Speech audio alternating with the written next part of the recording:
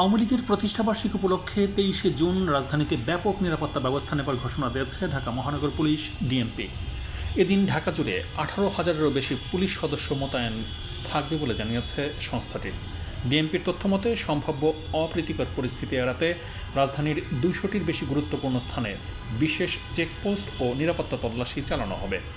রাজধানীর প্রবেশপথগুলোতেও নজরদারি ও তল্লাশি জোরদার করা হবে। নিয়মিত পুলিশ সদস্যদের পাশাপাশি গোয়েন্দা বিভাগ DB, counter terrorism and transnational crime unit সহ বিশেষায়িত ইউনিট মাঠে অবস্থান করবে।